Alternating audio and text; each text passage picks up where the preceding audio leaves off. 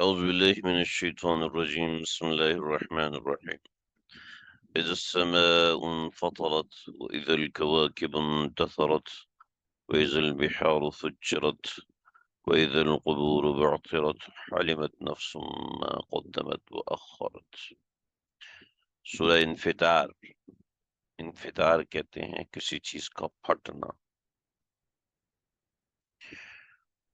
یہ سورت بھی قیامت کے متعلق ہے اور اس سورت کا مقصد قیامت کا خوف پیدا کرنا ہے، اور مقصود ہے کہ فکر آخرت تمام معاملات کا جز بنے، اور اگر فکر آخرت ہوگی تو تمام معاملات درست ہو سکتے ہیں، فکر آخرت نہیں ہوگی تو تمام معاملات جو ہے وہ خراب ہو سکتے ہیں۔ تو اذا السماء انفطرت کے اندر انفطار ہے، انفطار کہتے ہیں چر جانا، پھٹ جانا۔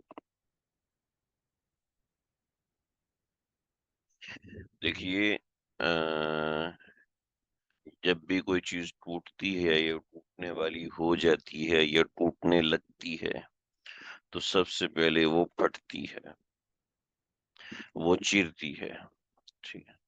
چنانچہ آسمان کی بناوٹ بتا دی کہ اس کی بناوٹ شیشے کی طرح نہیں ہے کہ وہ ایسے ہی پھٹ جائے، بلکہ اس کی بناوٹ لکڑی کی طرح ہے۔ جس طرح لکڑی ہوتی ہے وہ ٹوٹنے سے پہلے اس میں چیر لگتا ہے۔ کنسٹرکشن بلڈنگ جو ہوتی ہے، جو کنسٹرکٹ بلڈنگ ہوتی ہے، وہ ڈائریکٹ ہی نہیں ٹوٹ جاتی، بلکہ ٹوٹنے سے پہلے اس کے اندر ایک چیر لگتا ہے اور اس کے بعد وہ پھٹتی ہے۔ تو جو سما انفطرت کے اندر یہ انفطار کا بیان ہے، اور انفطار میں یہ چیزیں دیکھیے، میں نے پہلے ذکر کیا تھا اب حضرات کے سامنے کہ قیامت دو درجات میں آئے گی، ایک نفحہ اولا میں آئے گی اور ایک نفحہ ثانیہ میں آئے گی۔ نفحہ اولا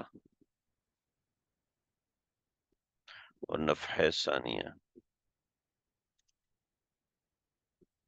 پیچھے ان دونوں کی تفصیلات میں ایسی کچھ چھوٹا موٹا سکیچ کر کے بتا چکا ہوں۔ نفحہ اولا کیا ہے؟ نفحہ اولا ہے قیامت کا وہ حصہ جو انسانوں پر واقع ہوگا جب انسان زندہ ہوں گے، اور نفحہ ثانیہ وہ ہے کہ جب انسان سارے کے سارے مر جائیں گے۔ جب انسان زندہ ہوں گے ان کے اوپر قیامت کا وقوع ہوگا، تو یہ نفحہ اولا ہوگا۔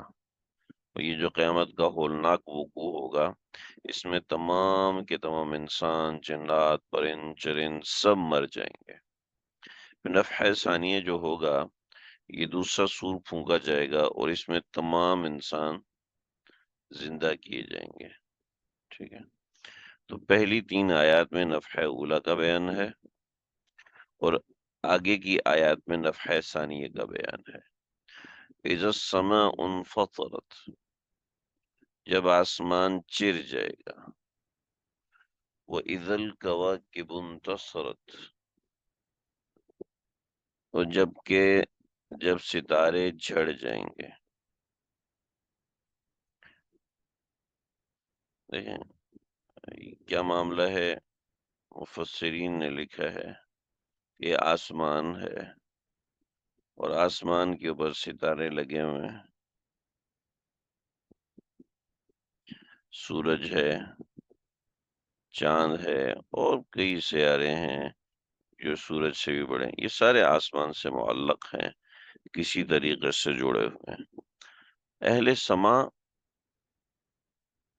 جس طریقے سے فصل لگتی ہے نا، فصل لگتی ہے تو اس کو کسان کنٹرول کرتے ہیں، تو ایسی اہل سما کا تعلق جو آسمان والے ہیں، اہل آسمان کے لیے اہل سما ہو سکتا ہے، سمجھ میں نہ آئے تو آسمان والے ہیں وہ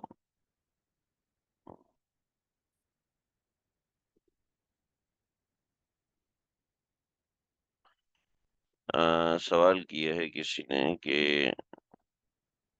کیا سوال کیا، یہاں لفظ سما استعمال ہوا ہے، سماوات استعمال ہوا تو کیا صرف ایک آسمان پھٹے گا؟ نہیں، سماوات جو ہے، یہ جو لفظ سما ہے، یہ بعض دفعہ اس میں جنس کے طور پر بھی استعمال ہوتا ہے، اور اس میں جنس کا معنی یہ ہے، اس میں جنس بعض اسما ہوتے ہیں، جیسے قوم ہے۔ اب لفظ قوم ہے، یہ واحد ہے، لیکن یہ استعمال آ، ہزاروں لوگوں کے لیے ہوتا ہے، 1 لاکھ لوگوں کے لیے بھی لفظ قوم استعمال ہوتا ہے۔ ہم کتنے جناب؟ ہم 22 کروڑ ہیں، تو 22 کروڑ کے لیے لفظ قوم استعمال ہوتا ہے۔ ایسے ہی سما کا جو لفظ ہے، یہ اس میں جنس کے طور پر استعمال ہوا ہے، ٹھیک ہے۔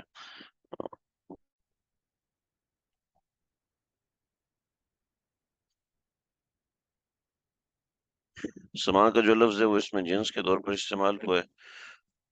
1 منٹ رکیے۔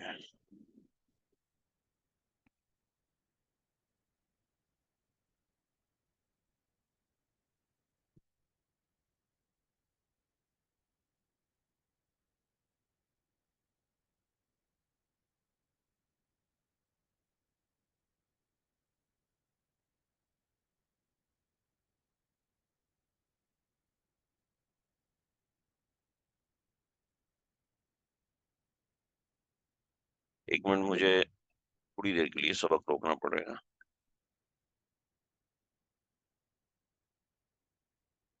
جی السلام علیکم۔ تو بات یہ چل رہی تھی کہ یہ اس میں جنس ہے، ٹھیک ہے۔ بعض دفعہ اس میں جنس کے طور پر استعمال ہوتا ہے، اور اس میں جنس ایک کے لیے بھی استعمال ہوتا ہے، لیکن بعض حضرات کے مطابق سما سے مراد یہ آسمان زمین ہے یا آسمان دنیا ہے، ٹھیک ہے۔ آسمان دنیا مطلب یہ ہے کہ صرف یہ والا آسمان ہے، لیکن صحیح ہے کہ ساتوں کے ساتوں آسمان جو ہے وہ لپیٹ دیے جائیں گے، جو کہ واضح ہے۔ اچھا، ایک اور سوال ہے کہ نفخہ اولا سے اس وقت جو لوگ زندہ ہوں گے ان کے لیے ہوگا، جو لوگ مر چکے ہوں ان کے لیے نہیں ہوگا؟ جی ان کے لیے نہیں ہوگا، ٹھیک ہے، یہ ان کے لیے نہیں ہوگا۔ جو لوگ زندہ ہوں گے نفخہ اولا صرف ان کے لیے ہوگا۔ تو اذا السماء انفطرت، جب آسمان چر جائے گا، وہ اذا الکواکب انتصر، اچھا بات رہے گی۔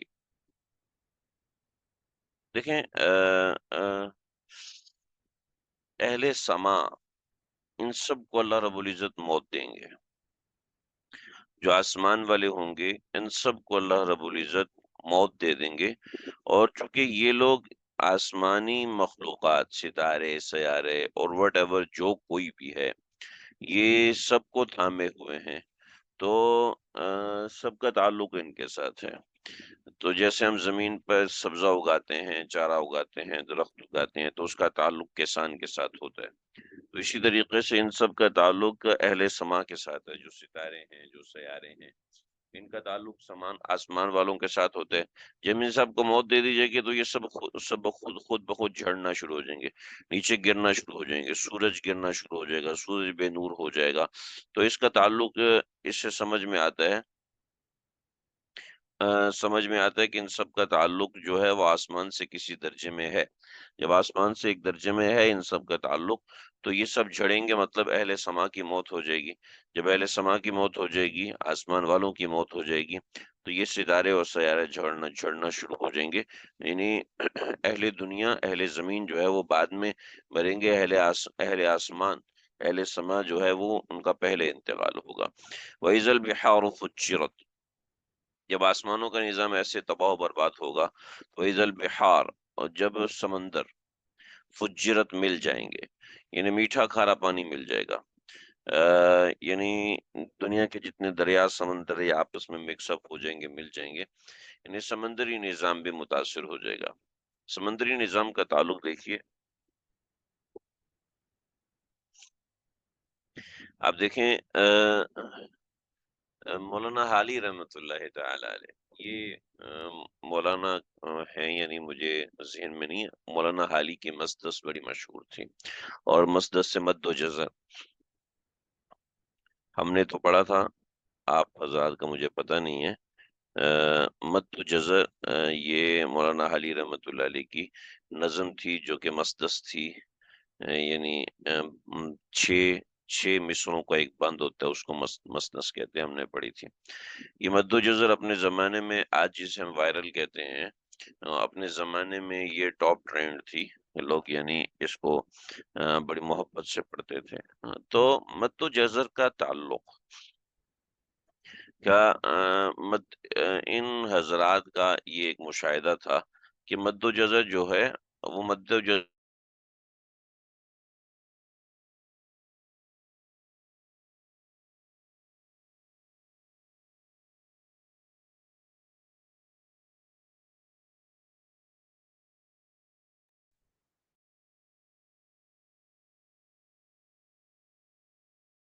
ہماری بات درمیان میں کٹ گئی، اور وہ انٹرنیٹ کا پرابلم آ گیا تھا شاید اس وجہ سے۔ میں بتا رہا تھا کہ مد و جزر، ابھی آپ لوگوں کو میری آواز آ رہی ہے؟ دیکھ لیجیے، اگر نہ آ رہی ہے تو مجھے بتائیں۔ تو مد و جزر کا تعلق سمندر کے ساتھ ہے۔ ٹھیک ہے، جزاک اللہ۔ مد و جزر کا تعلق سمندر، ٹھیک ہے، دریا کے ساتھ مد و جزر کا تعلق ہے۔ اچھا، مد و جزر ہم بعد میں بات کرتے ہیں۔ چاند کے طلوع اور غروب سے مد و جزر ہوتا ہے، یعنی آپ دیکھیں کہ چاند کی 14ویں رات جو ہے وہ سمندر چڑھا ہوا ہوتا ہے، اور یعنی اس طریقے سے مد ہوتا ہے سمندر کا، یوں کر کے مد ہوتا ہے اور یوں کر کے نیچے جاتا ہے سمندر، یعنی تاریخوں کے اعتبار سے 1 2 3 کرتے کرتے 14 تاریخ، ٹھیک ہے، اور پھر 28 تاریخ، ٹھیک ہے، پھر دوبارہ مد ہونا شروع ہوتا ہے، یعنی ایسے 30 دنوں میں 2 دن ایسے رہتا ہے، پھر یکم سے دوبارہ ایسے شروع ہوتا ہے۔ تو یہ سمندر ہے، تو سمندر جو ہے وہ مد اوپر چڑھتا ہے، ٹھیک ہے، اور پھر سمندر جو ہے وہ نیچے اترتا ہے، یعنی یہ سمندر کا اگر ہم گراف بنائیں گے تو اس طریقے سے بنے گا، ٹھیک ہے۔ اس سارے کا تعلق چاند کے اتار اور چڑھاؤ سے ہوتا ہے، یعنی چاند جب چڑھا ہوتا ہے تو سمندر بھی چڑھتا ہے، اور چاند جب تاریک ہوتا ہے تو سمندر کا، تو اس بات سے ایک چھوٹی سی بات ہمیں سمجھ میں آتی ہے، اور وہ یہ بات سمجھ میں آتی ہے کہ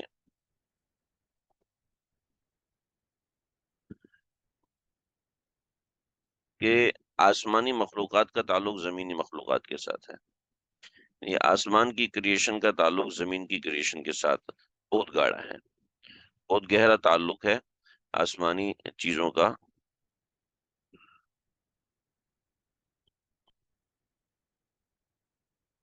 آسمانی چیزوں کا تعلق زمینی چیزوں کے ساتھ بہت زیادہ ہے، خاص طور پر افلاک کی چیزیں جن کا تعلق فلک کے ساتھ ہے، ان کا تعلق زمین کے ساتھ بہت زیادہ گاڑا ہے۔ تو یہ جیسی ستارے جھڑے تو اس کے ساتھ اللہ رب العزت نے سمندروں کے فجرت تفجیر کا ذکر کر دیا، کہ سمندر پہ پھر جائیں گے اور پہ پھر کے آپس میں مل جائیں گے۔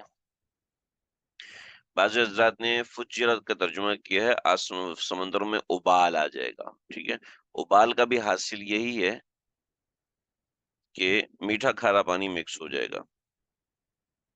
جو سمندری ماہرین ہیں وہ بتاتے ہیں کہ جو بھی سمندر، جیسے بحر الکاہل ہے، ٹھیک ہے، بحر الکاہل ہے، بحر اوقیانوس ہے، بحر منجمن شمالی ہے، بحر منجمن جنوبی ہے، بحر ہند ہے، یہ سارے سمندر انٹر ریلیٹڈ ہیں، آپس میں ملے ہوئے ہیں، اور ان آپس میں ملے ہوئے سمندروں میں کچھ دہانے ہیں، کچھ خاص دہانے، تقریباً 19 سے زیادہ دہانے ہیں، کیونکہ سارے سمندر کو کوئی بھی آج تک ایکسپلور نہیں کر سکا، کوئی بھی سارے سمندر کو ابھی تک ایکسپلور نہیں کر سکا، 19 سے زیادہ دہانے ہیں جو میٹھے پانی کے ہیں، یعنی پورا سمندر ہے، یہ پورا سمندر ہے، اور پورے سمندر یہ بدور میں سب پورا سمندر، تو اس میں اتنا ایریا جو ہے درمیان میں، اس میں اتنا ایریا درمیان میں، یہ ایریا درمیان، یہ میٹھے پانی کا ہے، اور اس کو اللہ نے روکا ہوا ہے، مرج البحرین یلتقیان بینہما برزخ لا یبغیان، کہ میٹھا پانی ہے، سمندری جہاز یہاں آتے ہیں، یہاں سے پانی لیتے ہیں اور پھر آگے نکل جاتے ہیں، پھر یہاں آتے ہیں پانی لیتے ہیں، آگے نکل جاتے ہیں، تو یہ وَإِذَا الْبِحَارُ، دہانا میں نے بتا دیا کہ کہ سمندر کے اندر ایک جگہ بنی ہوئی ہے، سمجھ لے ایک سمندر میں جگہ بنی ہوئی ہے کہ یہ جگہ ہے اور اس جگہ پر میٹھا پانی ہے۔ تو یعنی سمجھ لیں ایسے ہے کہ جیسے سمندر کے اندر کسی نے بہت بڑا پیالہ رکھا ہوا ہے، یہ سمندر ہے اور بہت بڑا پیالہ اس کے اندر رکھا ہوا ہے، یہ پیالہ جو ہے اس کو میں دہانے سے تعبیر کر رہا ہوں۔ یہ تین چیزیں ہوگی نفع اولا کی۔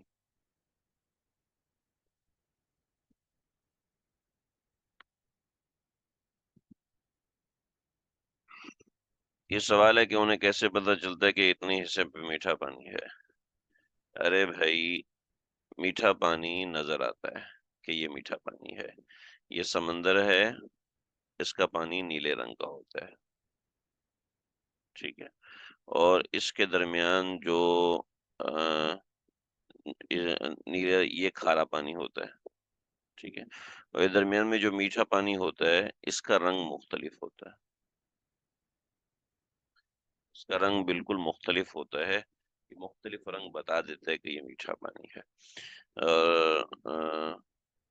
اور اور بہت سی چیزیں ہوتی ہیں، لیکن چونکہ میں نے خود تو دیکھا نہیں ہے اس لیے بتا نہیں سکتا، جن حضرات نے دیکھا ہے وہ بتاتے ہیں کہ اس میں ایک الگ سرور ہوتا ہے، اس کی آواز الگ ہوتی ہے، رات کے وقت بھی پتہ چل جاتا ہے کہ ہم جہاں سے گزرے ہیں دریا شور نہیں ہے، بلکہ میٹھے پانی والی جگہ ہے، ویسے ان کو سمندر میں ویسے اسپاٹ انہوں نے بنائے ہوتے ہیں، ان کو پتہ چل جاتا ہے کیونکہ وہ سفر ان کا ایسا ہوتا ہے جو اسی مقام سے ہوتا ہے، اسی جگہ سے ہوتا ہے۔ وَإِذَا الْبِحَارُ فُجِّرَتْ، سمندروں میں ابال آ جائے گا، سمندر آپس میں مل جائیں گے۔ وَإِذَا الْقُبُورُ بُعْثِرَتْ، یہ نفع اولا کا بیان، اب نفع ثانیہ، وَإِذَا الْقُبُورُ بُعْثِرَتْ، جب قبریں اکھاڑ دی جائیں گی، وَإِذَا الْقُبُورُ بُعْثِرَتْ، بُعْثِرَتْ کا مطلب ہے اٹھایا جانا، تو قبروں سے جو اٹھایا جائے گا وہ قبریں اکھیڑ کر اٹھایا جائے گا۔ اب قبر کسے کہتے ہیں؟ قبر کے لیے آپ اتنا سمجھ لیجئے کہ ضروری نہیں ہے کہ قبر زمین کا کھڈا ہو، قبر کے لیے ضروری نہیں ہے کہ قبر زمین کا کھڈا ہو، بلکہ قبر کے لیے، قبر کا مطلب یہ ہے کہ جہاں انسان کا جسم فنا ہوا،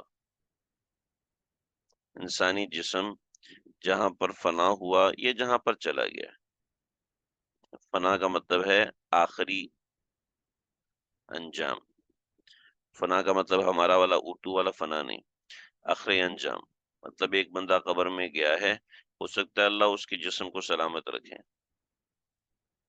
یہ اللہ کی مرضی ہوتی ہے، بعض فساق اور فجار کے جسم کو باقی رکھتے ہیں، بعض اولیاء کے جسم کو زمین کھا جاتی ہے، اور حدیث میں آتا ہے کہ انبیاء کے اجسام زمین پر حرام کر دیے گئے ہیں، لہٰذا انبیاء کے اجسام زمین نہیں کھاتی، لیکن مشاہدہ یہ ہوا ہے کہ بعض صلحاء اولیاء کے اجسام بھی زمین نہیں کھاتی، شہداء کے اجسام، بعض شہداء کے اجسام بھی زمین نہیں کھاتی، وغیرہ وغیرہ، لیکن جسم جو ہے وہ زمین میں جا کے فنا ہو جاتا ہے، لیکن کوئی شخص ایسا ہے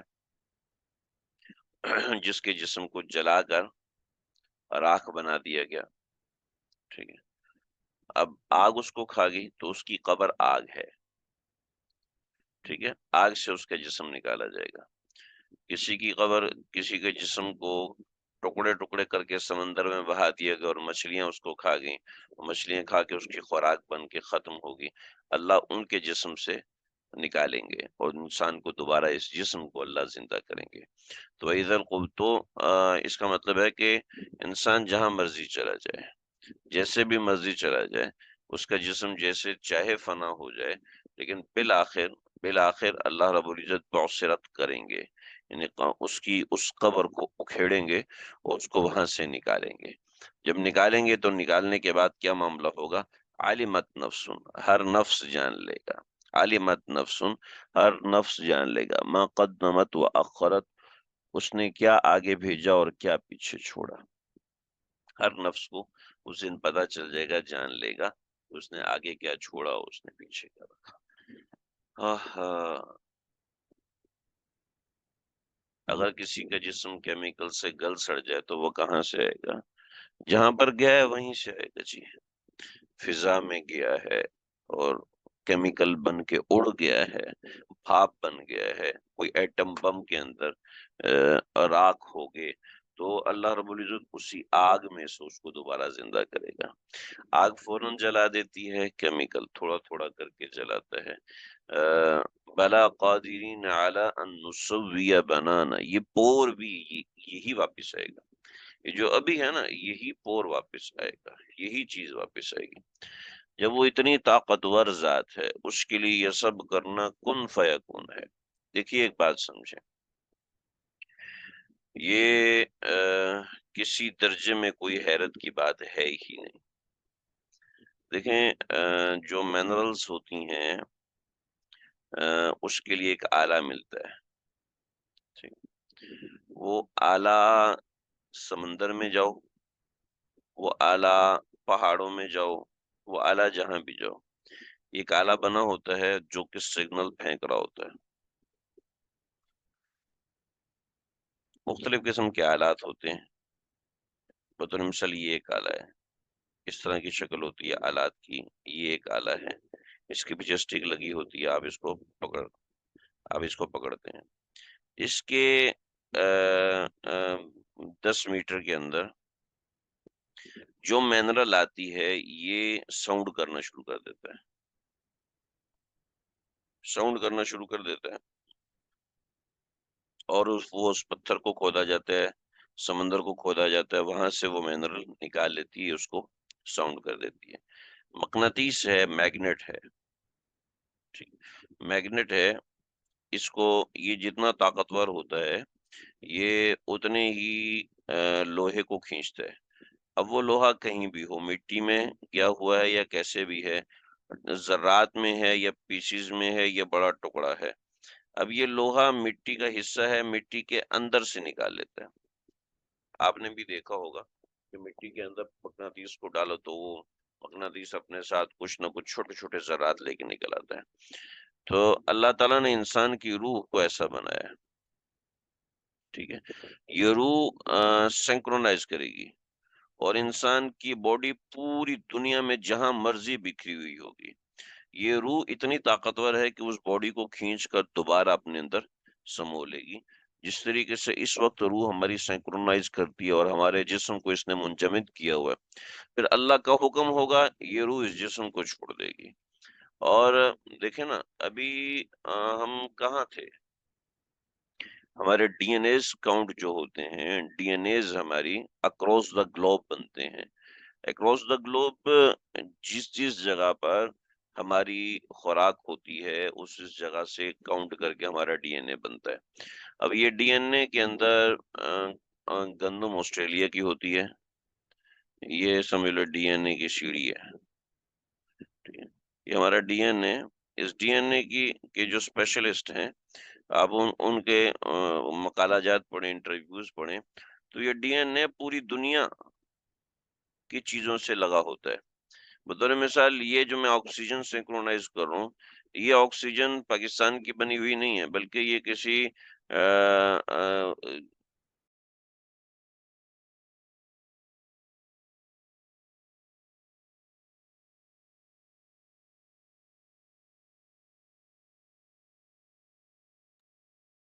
دیکھیے جی، یہ جو آکسیجن یہ میری ڈی این اے کا حصہ بن رہی ہے، تو اب یہ ڈی این اے، میرا یہ ڈی این اے جو بنا ہے، یہ ڈی این اے کیسے بنا ہے؟ یہ پوری دنیا سے سینکرونائز کر کے بنا ہے، ٹھیک ہے۔ روح جو ہے وہ اسی طریقے سے ہے، ٹھیک ہے، وہ ہمارے ڈی این اے کو سینکرونائز کرے گی، اور ہماری پوری باڈی دنیا میں جس کسی خطے میں، جس کسی حصے میں، کسی جانور کے پیٹ کے اندر خون بن کے ختم ہوگی، خون بن کے گندگی بن کے وہ ختم ہوگی، اس کو دوبارہ ری بلڈ کرے گا، اور ری بلڈ کرنے کے بعد ہمارا جسم جو ہے وہ دوبارہ اس روح میں آئے گا اور اس روح کا حصہ بن جائے گا، جیسے اس وقت ہے ہم سوتے ہیں اور ہماری روح پوری دنیا کے اندر، ہماری پوری دنیا کے اندر گھوم رہی ہوتی ہے، امریکہ میں گھوم رہی ہے، جاپان فرانس میں گھوم رہی ہے، اور جیسے ہی ہماری آنکھ کھلی ہماری روح فوراً ایک سیکنڈ کے کروڑوں میں حصے کے اندر وہ ہمارے جسم میں واپس لوٹ آتی ہے. اس کی جو سپیڈ اور پاور ہے وہ ظاہری بات ہے اس وقت ہمارے سامنے کھلی ہوئی نہیں ہے. تو یہ آپ کے سوال سے ماشاءاللہ بہت اچھی بات سمجھ میں آ گئی. یعنی ظاہری بات ہے آپ لوگ سوال کریں گے تو جواب پڑھانے والا بتانے والا بھی کھل کے بات کرے گا. اگر چپ کر کے کوئی سن رہا ہے تو پھر ظاہری بات ہے پھر وہ اسی طریقے سے معاملہ ہوتا ہے. اچھا ایک اور بات میں واضح کر دوں, مجھے اس بات سے کوئی مطلب نہیں ہوتا کہ سوال کون کر رہا ہے. کسی نے کہا جی فلاں کے سوال کا جواب تو بڑی تفصیل سے دیتے ہیں, میرے سوال کا جواب نہیں دیتے. تو میں نے عرض کیا کہ بھائی بات اتنی سی ہے کہ مجھے تو پتہ ہی نہیں ہوتا سوال کرنے والا کون ہے. میرا تعلق صرف سوال سے ہے. سوال کون کر رہا ہے میرا اس بات سے کوئی واسطہ نہیں ہے. ہاں بعض دفعہ پتہ چل جاتا ہے ایک آدمی ہے وہ پرماننٹلی سوال کرتا ہے, اس کے سوال اچھے ہوتے ہیں, سینسیبل ہوتے ہیں, تو انسان کو خوشی ہوتی ہے. تو دیکھ لیتے ہیں بھئی یہ کون ہے ماشاءاللہ اچھے سوال کر رہا ہے. تو اس سے زیادہ اور کچھ نہیں. جو سوال کرے گا اس کا مطلب ہے کہ وہ توجہ سے سن رہا ہے. تو دیکھیں جی ان سب چیزوں کا مقصد تھا کہ انسان عبرت حاصل کرتا, اور عبرت حاصل کرنے سے انسان اللہ کا قرب حاصل کرتا. دیکھیں ایک بڑی اچھی بات یہاں پر ہے, تفسیر اشرفی کے اندر مجھے یہ ملی بڑی خوبصورت بات کہ عالم آخرت کے بنیادی بنیاد چار انقلابات پر ہے. ان میں سے دو, آسمان کا پھٹ جانا, ستاروں کو ٹوٹ کر زمین پر گر پڑنا. پھر زمین کے انقلاب ہیں, سمندروں کا حدود توڑ کر بہنا اور ایک ہو جانا, اور زمین کا تہ و بالا ہو جانا, جس سے قبروں کا یہ عالم ہو جائے گا کہ نیچے کی مٹی اوپر, اوپر کی مٹی نیچے آ جائے گی. ان چاروں انقلاب سے جس میں انسانی کی جدید تکوین ہوگی اور وہ انسانی میں وہ پاور آ جائے گی جو عالم آخرت کی زندگی کے لیے ناگزیر ہے. تو یہ اتنی بہترین بات مجھے لگی کہ میں نے اس کو یہاں پہ کوٹ کیا کہ بڑی فائدہ مند بات ہے, ہم اس کو ذہن میں رکھیں, آگے بھی چل کے ہمیں فائدہ دے گی. اب اس کا مقصد یہ تھا کہ انسان عبرت حاصل کرتا اور اللہ کا قرب حاصل کرتا. لیکن یہاں اللہ رب العزت نے انسان کو جھنجھوڑا ہے کہ یا ایھا الانسان, اے انسان, ما غرک بربک الکریم, ما غرک بربک الکریم. غرہ کہتے ہیں تکبر, غرور کو, اور یہاں پر غرہ کا مطلب ہے دھوکا. ٹھیک ہے, غرہ غرور کو بھی کہتے ہیں اور غرہ غرر کو بھی کہتے ہیں. ٹھیک ہے, غرر عام طور پہ ٹرمینولوجی ہے جو کہ بے میں, بزنس میں استعمال ہوتی ہے کہ بے میں غرر نہیں ہونا چاہیے. غرر مطلب یہ ہے کہ دھوکا نہیں ہونا چاہیے. غرہ غرور کے معنوں میں نہیں بلکہ غرہ غرر کے معنوں میں ہے, اور غرر کا مطلب ہے دھوکا. یہ آیت اتنی بڑی ہے کہ آپ یقین کریں کروڑوں زندگیوں کو بدلنے کے لیے ایک لفظ کافی. جو انسان بھی گناہ کرتا ہے وہ یاد رکھے کہ وہ کسی دھوکے میں ہے. وہ اپنے آپ کو خود دھوکے میں مبتلا کیے ہوئے ہے, اپنے آپ کے ساتھ وہ کھیل کود کر رہا ہے. تو اللہ رب العزت نے یہاں انسان کو سمجھا, اے انسان ما غرک, تو یہ کس چیز نے دھوکے میں ڈال رکھا ہے, بربک الکریم, اپنے پروردگار سے. بھئی تم کیوں اپنے پروردگار سے دھوکے میں آئے ہوئے ہو؟ یعنی جو شخص گناہ کرتا ہے وہ سمجھ لے کہ وہ ایک دھوکے میں ہے اور شیطان نے اس کو دھوکے میں مبتلا کیا ہوا ہے. اب ما غرک کون سی چیز ہے؟ چنانچہ کون سی چیز ہے جو مجھے آپ کو کسی گناہ پر آمادہ کرتی ہے؟ وہ کبھی جرت ہوتی ہے, کبھی نفس کی لذت ہوتی ہے, کبھی کیا اور کبھی کیا ہو جاتی ہے. یہ دیکھیے اتنی خوبصورت بات لکھی ہے کہ میں روک نہیں سکا اس کو یہاں نقل کرنے کو. اے دھوکے میں پڑے ہوئے انسان, کس چیز نے دھوکا دیا تجھے اپنے رب سے کہ تو کافر ہو گیا؟ آدمی گناہ میں کیوں منہمک ہے, معاصی میں بے باکی اور بے خوفی کیوں ہے؟ گناہ کے اندر بے باکی یعنی اتنی جرت ہو جاتی ہے. فرماتے ہیں اس کے اسباب دو ہیں, یا تو قیامت اور اس کے محاسبے اور مواخذے کا تصور نہیں ہے. دو باتیں ہیں, یا تو قیامت اور اس کے محاسبے اور مواخذے کا تصور نہیں ہے۔ یہ انسان اللہ کی شان کریمی کو بہت ہی غلط طور پہ سمجھا ہے۔ وہ اس دھوکے میں ہے کہ رب کریم مواخذہ کرنے پر کے موقع پر بھی نوازش فرما دیں گے، حالانکہ یہ تصور عدل الانصاف خداوندی کا انکار ہے اور روزمرہ کے مشاہدے کی تکذیب ہے۔ کیا یہ حقیقت نہیں ہے کہ اللہ کی پکڑ بڑی سخت ہے؟ ظالم اور جرم شعار قومیں کیوں تباہ ہوئیں؟ آج بھی اس تباہی کے نظارے نگاہوں کے سامنے کیوں آ جاتے ہیں؟ بتاؤ، یہ تباہیاں اللہ کی پکڑ ہیں یا کرم فرمائی ہے؟ یہی حقیقت ہے جس کو قرآن ارشاد میں یوں ظاہر کیا گیا: اے انسان، آخر کس چیز نے تجھے اپنے پروردگار کے متعلق دھوکے میں رکھا ہے؟ یعنی تو نے یہ کیسے گمان کر لیا کہ وہ مواخذے کی جگہ پر بھی نوازش فرمائیں گے؟ ہاں، یہ بات ایسی ہے جو اندر سے ہلا کے رکھ دیتی ہے۔ چنانچہ ہم اللہ تعالیٰ کے کرم کو، نوازشوں کو غلط نہ سمجھیں، اس سے اپنی مرضی کا غلط مطلب نہ نکالیں۔ بس آج کا سبق یہی تک رکھیں گے۔ الذی خلقک فسواک فعدلک فی ای صورت ما شاء رکبک، اللہ کی معرفت کی نشانیاں ہیں۔ تو انشاءاللہ ہم اس کو کل پڑھیں گے۔ انشاءاللہ ہم کل اس سبق کے ساتھ بہشتی زیور کا سبق بھی شروع کریں گے۔ میں نے آج ہی شروع کرنا تھا، لیکن چونکہ میں پہلے اعلان نہیں کر سکا تو اس وجہ سے شروع کا ذہن ہوتا ہے ہم آدھا پونا گھنٹہ پڑھ کے پھر اپنے کاموں میں لگیں گے، تو پھر ان لوگوں کے اعمال پر، کاموں پہ اثر پڑتا ہے۔ انشاءاللہ ہم کل وہ کریں گے۔ اب صرف ہم نہیں ہیں، ہمیں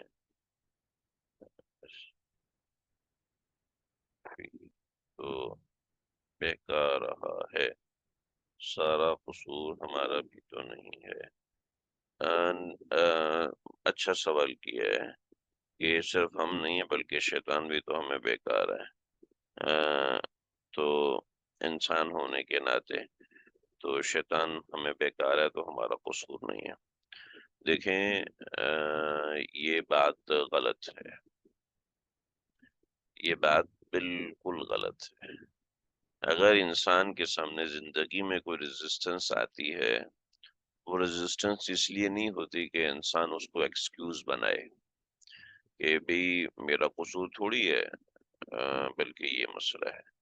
آپ ایگزام میں پہنچیں اور ایگزام میں لیٹ ہو چکے ہوں اور آپ کے میرا قصور تو نہیں ہے نا، گاڑی کا ٹائر پنچر ہو گیا تھا، تو وہ آپ کو اندر جانے دیں گے؟ نہیں۔ اسی طریقے سے آپ ایگزام میں بیٹھے ہوئے ہیں اور آپ نقل کر رہے ہیں، آپ کی بات نہیں کر رہا ہے، ایسی کوئی ایگزام میں بیٹھے اور نقل کر رہا ہے۔ اب آپ جو انویجیلیٹر ہے وہ پکڑتا ہے، کہتا ہے سر جی آجو باہر۔ کہتے میرا قصور تو نہیں، مجھے کل بخار تھا، میں تیاری نہیں کر سکا، میرا قصور تو نہیں ہے نا، میں بخار میں اٹھ کے ہوں، میری تو یہ بڑی مہربانی میں بخار میں اٹھ کے آ گیا۔ ایک آدمی ہے وہ چوری کرتا ہے اور چوری کرتے کرتے سامنے والا ریزسٹنس کرتا ہے اور اس کو قتل کر دیتا ہے، تو عدالت کو یہ تھوڑی کہہ سکتا ہے کہ سر جی اس نے ریزسٹنس کیا اس لیے اس کا قصور ہے، میرا قصور تو نہیں ہے۔ چلو تھوڑا اس کا بھی قصور ہے، تھوڑا میرا بھی قصور ہے، اور میں اس کو مارنا چاہتا ہی نہیں تھا، تو یہ مسئلہ ہے۔ ٹھیک ہے، جب ان مسئلوں کے اندر ہمارا یہی کہنا ہے نہیں نہیں، اسی بندے، اس چور کا قصور ہے جس نے ہنستے کھیلتے خاندان کو، ہنستی کھیلتی فیملی کو اجاڑ کے تباہ و برباد کرتے، اس کو چھوڑو نہیں۔ وہ کہے گا جی میرا قصور تھوڑی ہے، میرے گھر میں فاقہ تھا اس وجہ سے میں نے چوری کی تھی، میرے گھر میں یہ مسئلہ تھا اس وجہ سے میں نے چوری کی۔ شیطان، اللہ نے انسان کی زندگی میں ریزسٹنس رکھی، اس لیے نہیں رکھی کہ انسان اس کو ایکسکیوز بنائے، ریزسٹنس اس لیے رکھی ہے تاکہ انسان ہوشیار ہو کے کام کرے، ریزسٹنس اس لیے رکھی ہے اور تاکہ انسان کو رہنمائی لینے پہ مجبور ہو جائے انسان، ریزسٹنس اس لیے رکھی۔ تو ریزسٹنس کی بہت سی وجوہات ہیں، لیکن یہ وجہ بالکل بھی نہیں ہے کہ انسان ایکسکیوز کر سکے۔ انسان گناہ کرتا ہے، شیطان اس کو زبردستی نہیں کراتا، شیطان تو محض دل میں وسوسہ ڈالتا ہے، شیطان دل میں خواہش ख्वाहिश بیدار کرنے کی کوشش کرتا ہے۔ ورنہ شیطان آج تک ایسا تو نہیں ہوا نا کہ شیطان نے زبردستی کسی سے زنا کروایا ہو، اس کو پکڑ کے اٹھا کے اکیلے کمرے میں بند کروا دیا ہو اور پھر اس کو زبردستی زنا کروایا ہو، اس کو رسی سے باندھ دیا ہو کہ جی کرو، ایسا تو نہیں۔ شیطان نے زبردستی آپ کے ہاتھ میں گن پکڑائی اور آپ کے ہاتھ میں ٹریگر دیا اور ٹریگر دبوایا اور سامنے والے سے وہ قتل کروا دیا۔ ایسا ایسا کسی انسان کے ساتھ شیطان کر ہی نہیں سکتا۔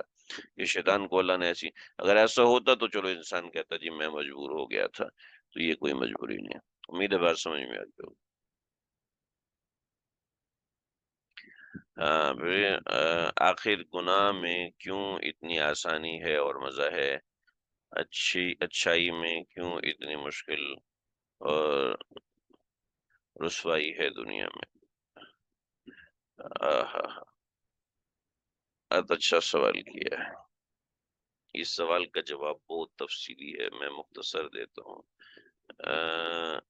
بات یہ ہے، اللہ رب العزت نے قرآن حدیث میں پیغمبر علیہ السلام کی زبان یہ فرمایا، حجبت النار بالشہوات وحجبت الجنت بالمکارہ، کہ اللہ نے جہنم کی آگ کو ڈھانپا ہے مشکلات کے ساتھ، آسانیوں کے ساتھ، کہ جہنم کی آگ آسان، جیسے کوئی سوتا ہے تو سوتا ہی رہے نا، فجر میں اٹھنا اس کے لیے بہت مشکل ہے، اور جو اٹھتا ہے ظاہر بات ہے اس کو تھوڑی سی تکلیف ہوتی ہے، اس کو تھوڑی سی پریشانی ہوتی ہے، معاملہ خراب ہوتا ہے۔ تو حجبت النار بالشہوات، یہ کس نے کہا آپ کا پہلا دن ہے؟ ماشاءاللہ آپ کا پہلا دن ہے، آپ سمجھ لیجئے ہمارا یہ سبق اس طریقے سے ہوتا ہے۔ پرانے اسباق اگر آپ لینا چاہیں تو پرانے اسباق آپ لے لیجئے۔ میں ان کا جواب دے رہا تھا کہ جو جنت ہے اس کو اللہ رب العزت نے تھوڑی بہت مشکلات سے ڈھانپا ہے، لیکن اگلی بات آپ سمجھ لیجئے کہ نیکی کے اندر تھوڑی سی تکلیف آتی ہے، تھوڑی سی پریشانی آتی ہے، تھوڑا سا یہ معاملہ آتا ہے، لیکن اتنی سی بات آپ سمجھیں، بچے کے لیے اسکول جانا آسان ہوتا ہے مشکل ہوتا ہے؟ وہ پہلے دن روتا ہوا جاتا ہے، چیختا ہوا جاتا ہے، اور ماں باپ بھی روتے ہوئے اس کو اسکول پہنچا کے واپس آتے ہیں۔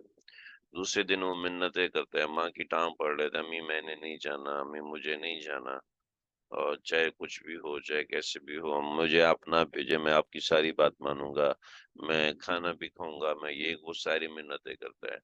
پھر اگلے دن، پھر اگلے دن، پھر اگلے دن، اور پھر کیا ہوتا ہے، وہی بچہ کہتے ہیں ماں جلدی کر دو، اسکول سے لیٹ ہو رہی ہے، جلدی کریں، ٹیچر ناراض ہوں گی، جلدی کریں، میرا لنچ باکس ابھی تک آپ نے ریڈی نہیں کیا، جلدی کریں۔ یہ بچہ کچھ عرصہ پہلے رو رہا ہوتا ہے، اور یہ بچہ کچھ عرصے کے بعد چھلانگے لگا رہا ہوتا ہے کہ اماں جلدی کریں۔ تو یہی مسئلہ ہمارے ساتھ ہے، جب بندہ پہلی مرتبہ نیکی کرتا ہے نا تو وہ اس بچے کی طرح روتا ہے۔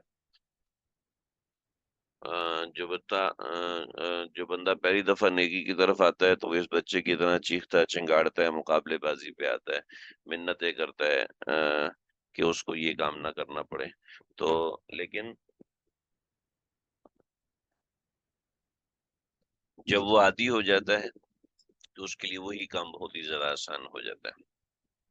ایسے ہی نیکی ہمیں اس لیے مشکل لگتی ہے کہ ہم اس کے عادی نہیں ہوتے، ٹھیک ہے؟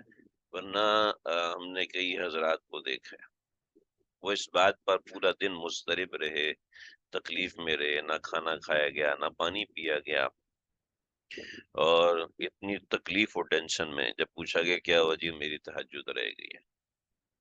یعنی ان کے لیے نیکی چھوڑنا اس قدر تکلیف دہ ہو جاتا ہے کہ پریشان ہو جاتے ہیں۔ چنانچہ ماشاءاللہ یہاں سارے قرآن پڑھنے والے ہیں، اگر کوئی زبردستی ایک چمچ شراب آپ کو پلا دے تو کیا آپ چین سے سو پائیں گے؟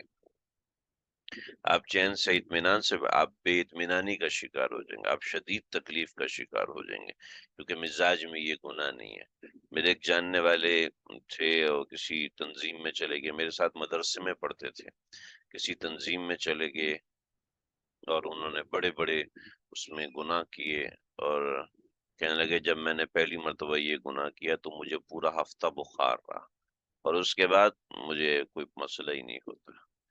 تو یہ ہے کہ ایسا نہیں ہے کہ گناہ کرنا آسان ہے، گناہ کرنا آسان اس کے لیے ہے جو شخص جری ہے، اور نیکی کرنا مشکل اس کے لیے ہے جس نے نیکی کا مزاج نہیں بنایا۔ تو اتنی سی بات واضح ہو، اتنی سی بات سمجھ لیں۔ ہاں، فی نفسی ہی ایک عام آدمی کے لیے نیکی پہ چلنا مشکل ہوتا ہے، جیسے ایک عورت ہے وہ پردہ کرے تو اس کو مشکل ہوتا ہے، ایک اور ایک مرد ہے اس کے لیے زنا بھی مشکل نہیں ہے، ایک عورت ہے اس کے لیے زنا بھی آسان ہے، اس کو کوئی مسئلہ ہی نہیں ہے، اور دوسری عورت ہے وہ اپنا چہرہ دکھا دیتی ہے تو پورا دن روتی رہتی ہے کہ مجھے ڈاکٹر کو چہرہ دکھانا پڑا ہے، اور ٹینشن میں آ جاتی ہے، پریشانی تکلیف میں آ جاتی ہے۔ مزاج کی بات ہوتی ہے، ہم نے اپنا مزاج کیسے مولڈ کیا ہوا ہے یہ ہم نے دیکھنا ہے۔ چنانچہ باہر ممالک کے اندر عورتوں کے لیے پردہ کرنا اتنا شدید مشقت والا، اتنا، اور آج کل تو ہمارے ملک کے اندر بھی یہی سسٹم ہے کہ برقعے والی عورت کو دیکھ کے لوگ ہنس رہے ہوتے ہیں، لیکن وہ دوسروں پہ ہنس رہی ہوتی ہے اندر ہی اندر سے۔ یہ کتنے بے وقوف ہیں، ان کو پتہ نہیں ہے کہ آج یہ جس چیز پہ ہنس رہے ہیں کل ان کو یہ خود اڈاپٹ کرنی پڑے گی، کیونکہ بالآخر یہ حسن کی رعنائی اور یہ سب گندگی تو رہے گی نہیں، تو پھر ظاہری بات ہے کسی نہ کسی موقع پہ جب تکلیف میں آئیں گے تو اللہ کی طرف رجوع کریں گے تو یہ چیزیں سمجھ میں آئیں گی، عام حالات میں سمجھ میں نہیں آتی ہیں۔ بھائی زیادہ بولنا نہیں چاہیے، حدیث شریف بھی ہے نا کہ دوزخ کو خواہشات، تو یہ حدیث تمہیں کتنی دفعہ ابھی 4 سے 5 دفعہ سنا چکا، تو آپ کو لقمہ دینے کی کیا ضرورت تھی؟ تو سمجھے تو صحیح، میں 4 5 دفعہ یہ حدیث سنا چکا ہوں، حجبت النار بالشہوات و حجبت الجنت بالمکارہ، اور اس کا ترجمہ بھی میں نے کر کے سنا ہے، تو آپ بلا وجہ لقمہ دے رہی ہیں درمیان میں۔ ٹھیک ہے جی، دھیان رکھیں، امید ہے بات سمجھ میں آ گئی ہوگی۔ السلام علیکم۔ سبق یہاں پر ہمارا ختم ہوتا ہے، کل انشاءاللہ ہم 8:30 بجے شروع کریں گے، اور تھوڑی دیر اور ساتھ اس کے ساتھ ہم بیٹھتی زیور بھی پڑھیں گے۔ ٹھیک ہے جی، کوئی بات نہیں، بتانا ضروری ہے میرا کہ ایسے ایسے توجہ سے سنیں گے تو لقمان دینے کی ضرورت نہیں پڑے گی۔ السلام علیکم ورحمۃ اللہ وبرکاتہ۔ اعوذ باللہ من الشیطان الرجیم، بسم اللہ الرحمن الرحیم۔ یا ایہا الانسان ما غرک بربک الکریم الذی خلقک فسواک فعدلک فی ای صورت ما شاء رکبک۔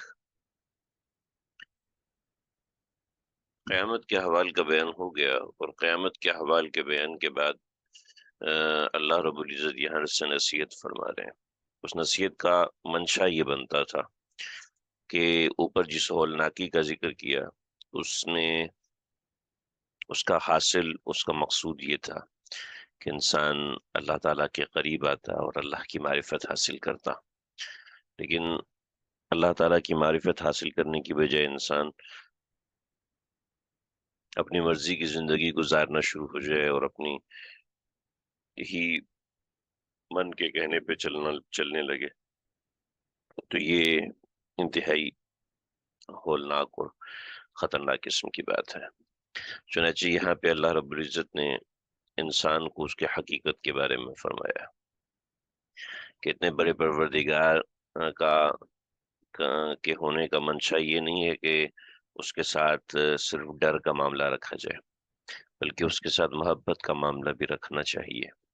اور محبت کا تقاضا کیا ہے، یعنی محبت کس طرح پیدا ہو؟ دیکھیں، ہم محبت کا سب سے پہلا درجہ ہوتا ہے انس۔ انسان کو اپنے قلب میں کسی کے بارے میں نرمی پیدا ہوتی ہے، اور بار بار قلبی میلان کسی شخص کی طرف انسان کا جاتا ہے، تو یہ قلبی میلان انسان کا اس شخص کی طرف جانا یہ ایک انسیت ہوتی ہے، اور یہ قلبی تعلق ہوتا ہے کہ جس سے محبت ہوتی ہے نا، دل ہر وقت اسی میں لگا رہتا ہے، دل ہر وقت اسی کے تانے بانے بنتا رہتا ہے، دل ہر وقت اسی کے پیغام کے انتظار میں بیٹھا رہتا ہے، اور دل ہر وقت اسی کے ساتھ ایک درجے میں مشغول رہتا ہے، کہ یہ انس کا درجہ ہوتا ہے۔ پھر انس سے انسان آگے بڑھتا ہے۔ بات آ گئی تو میں تھوڑا سا اس کو آپ کے سامنے لکھ کے بتا دوں کہ سب سے پہلے جو درجہ ہوتا ہے وہ انس کا ہوتا ہے۔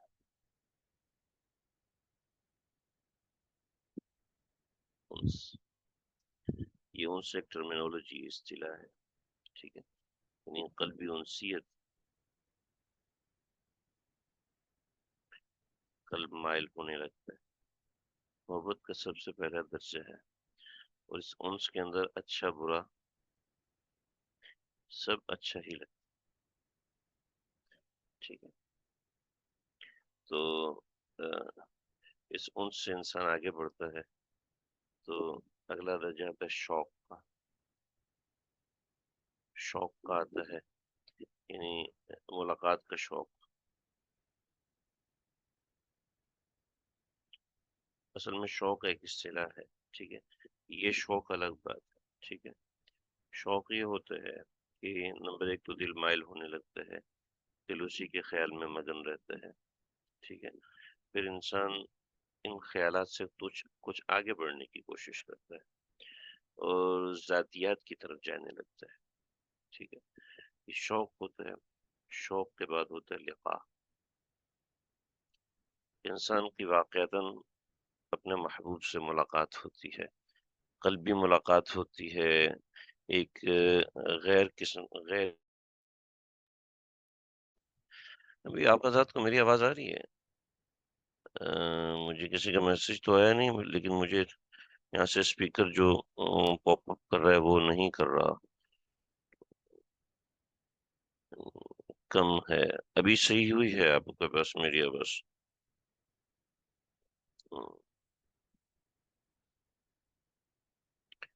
چلیں جی، ٹھیک ہے، جو مجھے تھوڑا سا پاپ اپ نہیں کر رہا تھا تو اس وجہ سے، ٹھیک ہے، تو لقاء ہوتا ہے، اور پھر لقاء کے بعد آگے کے درجات ہوتے ہیں، اللہ رب العزت کے ساتھ، اچھا یہ جو جب لقاء ہوتا ہے، یہ سب ان سب چیزوں کا تعلق تصورات سے، اور ان کا تعلق وجدان سے ہے، وہ ہے تصورات، یہ دو چیز، اچھا اس میں اور بہت سی کیفیات آتی ہیں، ان کا تعلق تصورات سے، اس کا تعلق وجدان سے ہے، جب انسان کا شوق بڑھتا ہے، تعلق بڑھتا ہے، تو خواب میں زیارت ہونے لگتی ہے، ٹھیک ہے، یعنی خواب میں ملاقاتیں ہونے لگتی ہیں، اگر ہم اس کو مجاز کی طرف لے کر جائیں وغیرہ وغیرہ، خواب میں ملاقاتیں ہونے لگتی ہیں یا اس نوعیت کی چیزیں ہوتی ہیں، یہ وجدان کا مطلب ہے کہ وہاں سے کچھ ملنے لگتا ہے، کچھ دینے لگتا ہے، یعنی انسان کچھ دینے لگتا ہے، دوسرا انسان کچھ دینے لگتا ہے جس سے محبت ہوتی ہے، ایسے اللہ رب العزت کی طرف سے کچھ چیزیں ملنے لگتی ہیں، اس کو وجدان کہتے ہیں، اس وجدان کا نام ہے کرم، ٹھیک، اس وجدان کا نام ہے کرم، اب یہ باتیں سمجھنے کے بعد آئیے اس آیت مبارکہ کی طرف، یا اللہ معاف فرما۔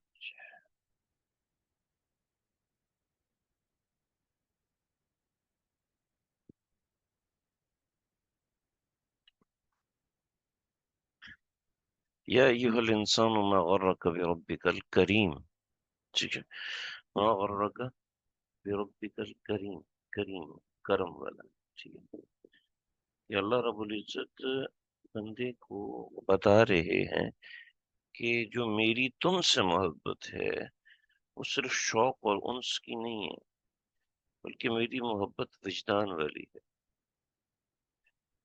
if you see something to love that don't see that love۔ ہاں میں آپ کے سوال کا جواب دیتا ہوں، اچھا سوال کیا، یا ایھا الانسان ما غرک بربک الکریم، یا ایھا الانسان ما غرک بربک الکریم، اللہ فرما رہے ہیں کہ اے انسان ما غرک، تجھے کس چیز نے دھوکے میں ڈالا ہے، غرک غرر سے ہے، میں نے کل ذکر کیا تھا، بربک الکریم، تیرے پروردگار سے کس چیز نے تجھے دھوکے میں رکھا ہے، تو یہاں اللہ رب العزت اس محبت کا ذکر کر رہے ہیں جو محبت وجدانی ہے، خالی جمع خرچ کی محبت نہیں. الذی خلقک فسواک فعدلک. اور اس وجدان کا اثر کیا ہے؟ دیکھیے اس پہ تو انسان کا دل پھٹ جائے کہ کیسی بات کر رہے ہیں اللہ تعالیٰ. یعنی اللہ یہ نہیں کر رہے کہ تم مجھ سے محبت کرو، بلکہ اللہ یہ کر رہے ہیں کہ میں تم سے کتنی محبت کرتا ہوں. If if if. یہ جو آپ کا سوال ہے یہ دنیاوی حوالے سے سوال ہے. اللہ رب العزت جو یہ بتا رہے ہیں، کیونکہ اللہ تو ہمیں دیکھ رہے ہیں، تو اللہ تعالیٰ جب ہمیں دیکھ رہے ہیں تو ہمیں دیکھ کے اللہ رب العزت کی محبت ہمارے ساتھ ہے. بلکہ یہ جو آپ کا مکمل سوال ہے اس کا جواب میں دیتا ہوں.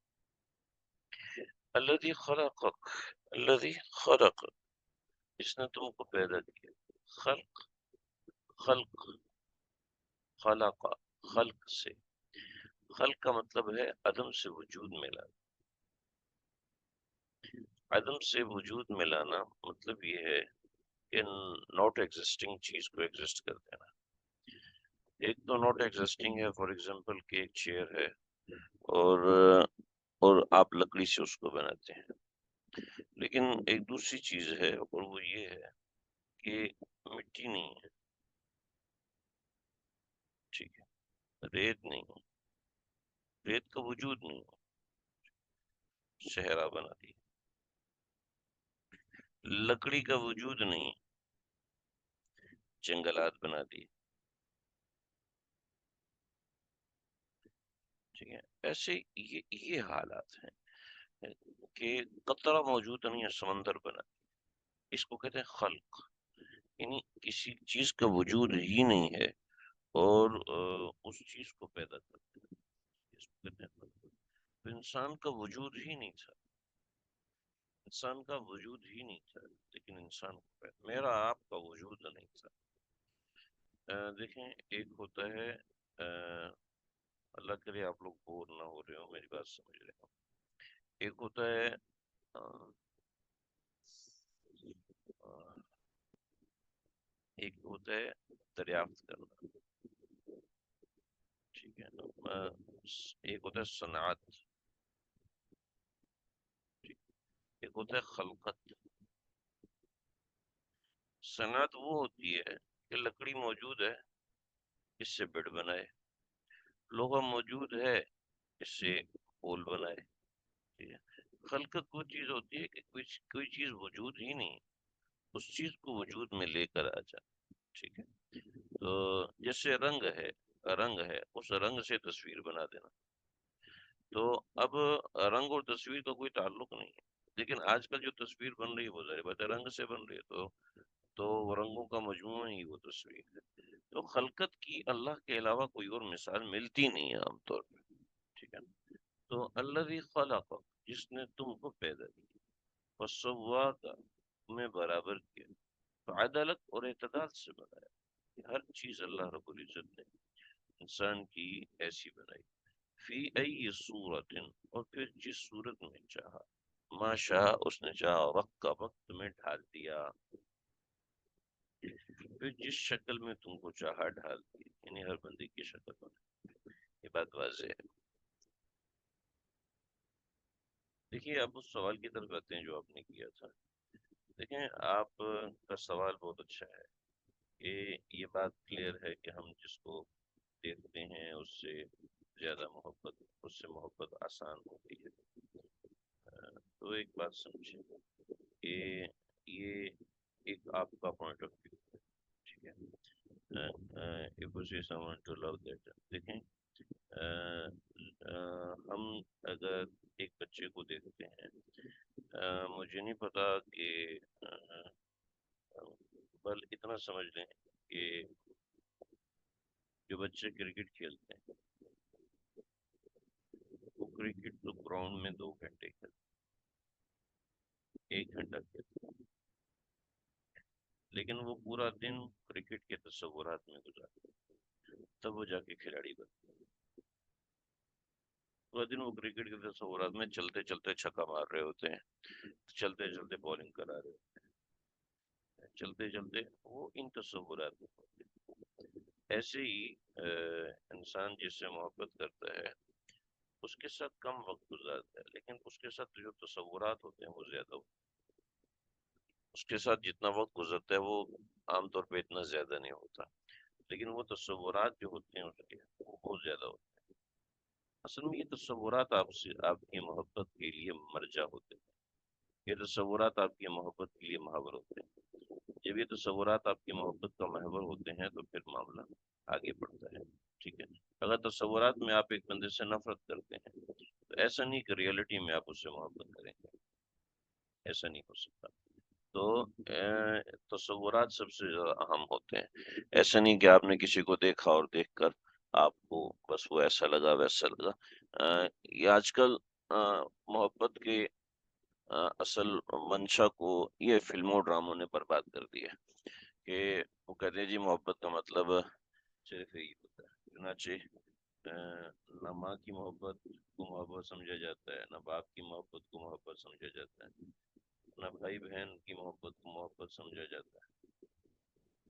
بس وہ ایک بندہ ہوتا ہے جس کو کوئی کام کاج نہیں ہوتا، نہ اس کو دفتر جانا ہوتا ہے، نہ اس کو کچھ کرنا ہوتا ہے، وہ اپنی محبت کے لیے ساری دنیا کو چیلنج کر دیتا ہے اور ایسی ایک فیک اسٹوری بناتے ہیں اور لوگوں کے ذہن میں محبت کا تصور بن جاتا ہے، ایک دھوکہ ہوتا ہے۔ دھوکے کے علاوہ وہ کچھ بھی نہیں ہوتا۔ ریئلٹی میں جو محبت ہوتی ہے وہ اور ہی چیز کا نام ہے۔ حقیقت میں جو محبت ہے وہ اس چیز کا نام انس ہے اور شوق ہے۔ حقیقت میں محبت وہ محبت ہوتی ہے جو ماں اپنے بیٹے سے کرتی ہے۔ جب آپ محبت کی حقیقت کو سمجھیں گے تو دیکھنے اور نہ دیکھنے کا اعتراض ہی نہیں رہے گا، دیکھنے اور نہ دیکھنے کا سوال ہی نہیں رہے گا۔ چنانچہ ہم جس سے محبت کرتے ہیں نا تو ہم ہر وقت اس کو دیکھتے نہیں رہتے اور ہر وقت اس کی تصویر سامنے رکھ کے اس کو پوچھتے نہیں رہتے، بلکہ دل میں اس کا تصور بندہ رہتا ہے اور ایک بار بھی دیکھ لیا جائے تو کافی ہوتا ہے۔ کیونکہ اللہ رب العزت ہمارے لیے یہاں پر ہماری یہاں پر آنکھ بنا رہے ہیں کہ ہم وہاں پر اپنے آپ کو دکھائیں گے۔ دنیا میں دیکھا جائے گا کون سی آنکھ ہمیں دیکھنے کے قابل ہے، کون سی آنکھ ہمیں دیکھنے کے قابل نہیں ہے، کون سا دل ہمارے دیکھنے کی طاقت رکھتا ہے، کون سا دل ہے جو ہمیں دیکھنے کی طاقت نہیں رکھتا۔ تو دنیا کے اندر تو یہ مسئلہ، چنانچہ اللہ تعالیٰ دکھا رہے ہیں کہ میں تم سے کتنی محبت کرتا ہوں، چنانچہ تم اس محبت کا اثر دکھاؤ۔ جی ہاں، اللہ رب العزت سے جو محبت ہوتی ہے وہ ایک روحانیت ہوتی ہے، ٹھیک ہے۔ میں نے جو آپ کے سامنے ذکر کیا، یہ دیکھیے یہاں پر اتنی سی بات ہے۔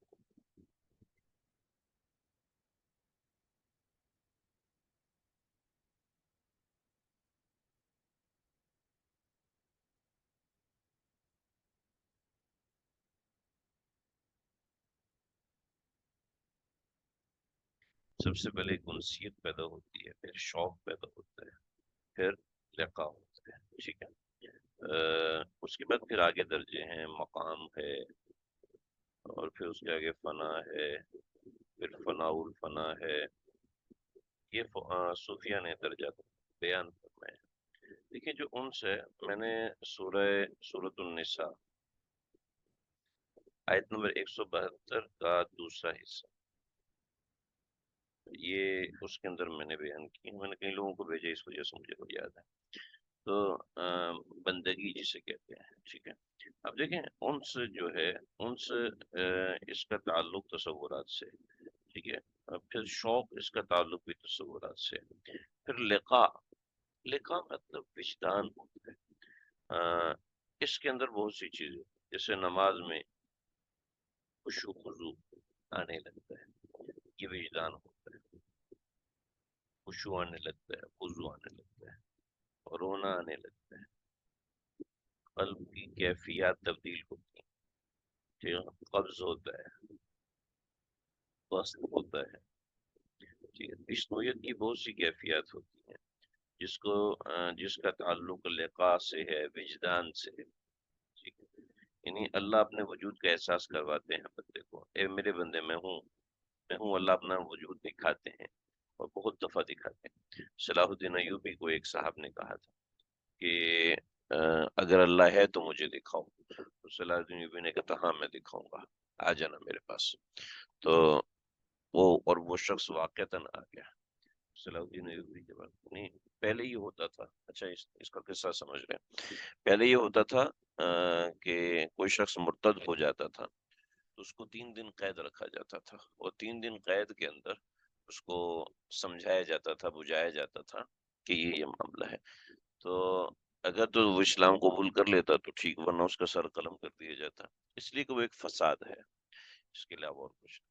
عورت ہوتی تو اس کو مستقل بنیادوں پہ قید، یعنی اس کو عمر قید ہوتی تھی، اور مرد اگر مرتد ہو جاتا تو اس نوعیت کا مسئلہ ہوتا تھا، تو وہ مرتد ہو گیا، اور اس کے بعد صلاح الدین ایوبی کے پاس علماء آئے اور کہا ہم نے اس کو سمجھایا ہے، اس کے پاس باتوں کا جواب تو نہیں ہے، لیکن اس کے پاس ایک الٹا قسم کا سوال ہے، کہتا ہے مجھے اللہ دکھاؤ گے تو میں اللہ پہ ایمان لاؤں گا، حالانکہ ایمان کی صفت یہ ہے کہ آپ ایمان بالغیب لے کے آئیں، تو صلاح الدین ایوبی کہنے لگے کہ اس کو مجھ سے ملواؤ، آپ کی سیکورٹی کو خطرہ ہے، وہ آپ کا دشمن ہے وغیرہ، تو صلاح الدین ایوبی کھڑے ہوئے، اور واللہ علم انہوں نے کیا کیا، اور کہا کہ وہ دیکھو اللہ نظر آ رہے ہیں، اس نے کہا جی بالکل نظر آ رہے ہیں، اور تو ایسا وجدان بھی ہوتا ہے، ایسا وجدان ہوتا ہے، بہت سے مراقبہ جات ہوتے ہیں، درجات ہوتے ہیں مشائخ صوفیاء کے ہاں، جس کے اندر ایسے مراقبہ جات ہوتے ہیں جو معیت الہی کے ہوتے ہیں، اور اس میں بہت سی چیزیں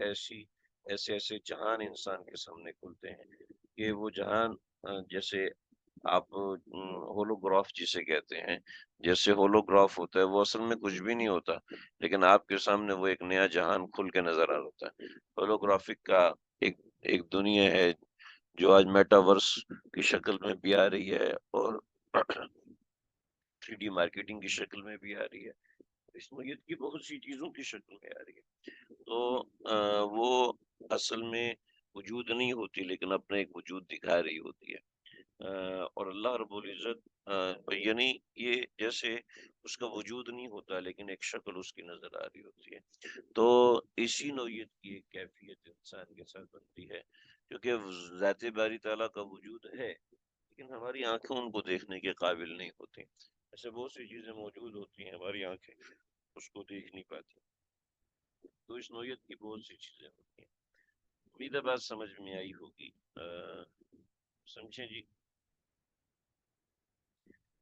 ان آیات کا مقصد خالصتاً یہ ہے کہ انسان اللہ سے تعلق بنائے، کہ الذی خلقک فسواک فعدلک فی ای صورت ما شاء رکب، فی میں ای جسم صورت شکل میں، ما شاء اس نے چاہا، رکبک اس نے تم کو بنایا، اب ان کا تقاضا تھا کہ انسان اللہ کے قریب جاتا، دیکھیں میں نے اس میں تھوڑی سی ہیڈنگ لگائی ہوئی ہے،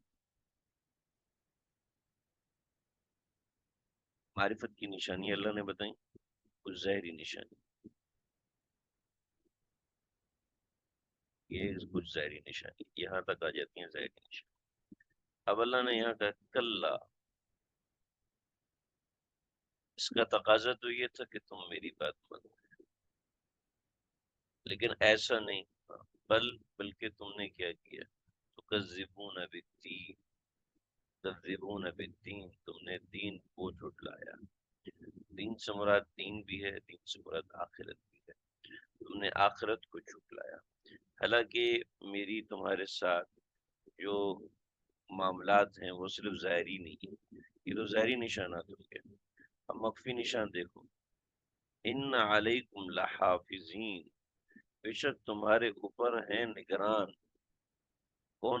کرامن، عزت والے، کاتبین لکھنے والے، کرامن کاتبین عزت دار لکھنے والے ہیں، یعلمون وہ جانتے ہیں، ما تفعلون جو تم کر رہے ہو، بعض لوگ کہتے ہیں جی فرشتے بائیں کندھے اور دائیں کندھے پر بیٹھے ہوئے، ایسا نہیں ہے کہ وہ دائیں کندھے اور بائیں کندھے پر ہیں، بلکہ یہ کاتبین ہے تو لوگوں نے کہا کہ ایک دائیں اور ایک بائیں ہے، ٹھیک ہے، ایک دائیں ہے اور ایک بائیں ہے، اور دائیں بائیں جو ہوتے ہیں وہ کرامن کاتبین ہیں، ضروری نہیں ہے کہ کرامن کاتبین دائیں اور بائیں، ہو سکتا ہے اکٹھے ہوں، ہو سکتا ہے ان کی کیفیت اللہ جانتا، اور کاتبین سے بعض حضرات نے کہا جی چونکہ کاتبین دو ہیں تو ایک دائیں ایک بائیں دو ہیں، بلکہ زیادہ بھی ہو سکتے۔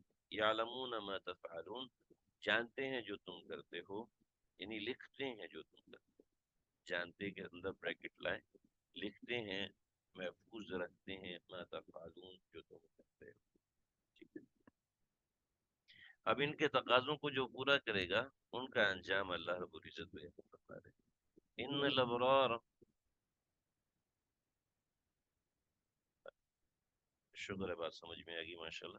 ان الابرار لفی نعیم، ان الابرار، بے شک الابرار جو نیک لوگ، لفی نعیم، وہ نعمتوں میں ہوں گے، وان الفجار، اور بے شک جو لوگ فجار ہیں، نافرمان ہیں، لفی جحیم، وہ آگ میں ہوں گے، یصلونہا یوم الدین، یہ دونوں چیزیں ان کو ملیں گی قیامت کے دن، ان ابرار کو نعمتیں ملیں گی، اللہم اجعلنا منہم، اللہ ہمیں ان میں شامل کر، اللہ ہمیں اس میں شامل کر، یصلونہا یوم الدین، اور ملے گی ان کو جزا والے دن، وما هم عنها بغائبین، وما هم عنها بغائبین، اور وہ لوگ اس سے غائب نہیں، دور نہیں۔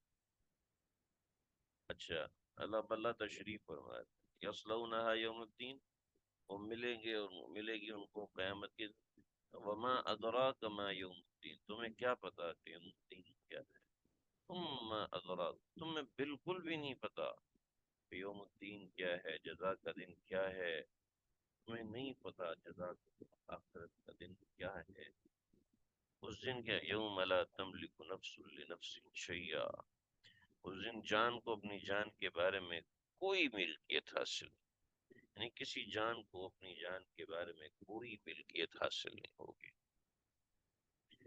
والامر یومئذ للہ، اور حکم اس دن اللہ کہ میں اس بات کو جتنا واضح کر چکا ہوں، میرے خیال میں یہ بات آپ حضرات کو سمجھ میں آ جانی چاہیے، یوم لا تملک نفس لنفس شیئا کا کیا معنی ہے۔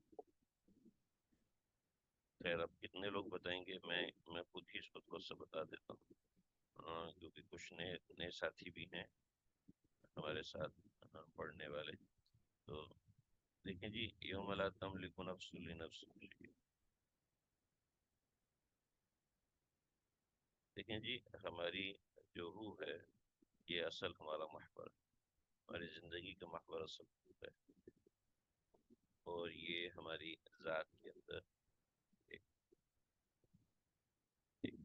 یہ انسان ہے، یہ حضرت انسان ہے، یہ روح کا محور اور مرکز یہاں پر ہے، ٹھیک ہے۔ اب یہ پورے جسم کو کنٹرول کیے ہوئے، پورے جسم کو کنٹرول کیے ہوئے، یہاں جسم غالب ہے اور روح تابع ہے، جسم غالب اور روح تابع ہے، وہاں پر روح غالب ہوگی اور جسم تابع ہوگا، اور روح صرف وہی کر سکے گی جو اللہ کا ہو، اللہ کے حکم سے یکسر برطرف نہیں ہو سکے گی، اور جسم اس کے تابع ہوگا، چنانچہ اس کو غم بھی ہوگا، افسوس بھی ہوگا، اور جسم اس کے ساتھ چلتا جائے گا، اور ہمارے مرنے کے ساتھ ہی ایسا ہوگا، جیسے میں نے کل بتایا کہ روح ساری باڈی کو سینکرونائز کر کے دنیا کے اندر جس جگہ پر ہوگی، یہ کنورٹ ہو چکی ہوگی، کنورٹ ہو چکی ہوگی، یعنی ایک دفعہ پہ، دوسری دفعہ پہ، تیسری دفعہ پہ، چوتھی دفعہ، یعنی پہلے وہ بھاپ بنی ہوگی، بھاپ بن کے وہ کسی کے جسم کا حصہ بنی، پھر جسم کا حصہ بن کے وہ دانہ بن گئی، دانہ بن کے خوراک بن گئی، خوراک بن کے وہ خون بن گئی، خون بن کے وہ گندگی بن گئی، گندگی بن کے وہ پھر کنورٹ ہو کے وہ مٹی بن گئی، مٹی بن کے پھر وہ پودے کی شکل میں آئی، پھر وہ جانور نے اس کو کھایا، جانور کے جسم کا حصہ بن گئی، واٹ ایور، جہاں جسم ہوگا اور روح اس کو سینکرونائز کر کے دوبارہ اسی میں واپس لوٹا دے گی جس کیفیت میں ہم ہیں، حتیٰ کہ ہمارے انگلیوں کے پور بھی ہمیں ویسے ہی لوٹائے جائیں گے۔ تو یوم لا تملک نفس لنفس شیئا، اس دن جان کو اپنے لیے کچھ بھی یہ تصور، اثر اور رسوخ بالکل بھی حاصل نہیں ہوگا، والامر یومئذ، اور حکم صرف اور صرف اللہ کا ہوگا۔ ہمارا یہ سبق مکمل ہوا، ابھی سے 5 منٹ کے بعد ہم کشتی سے شروع کرتے ہیں، 5 منٹ سے پہلے ہی شروع کر دیں گے، آپ اللہ مستعد۔ السلام علیکم ورحمۃ اللہ۔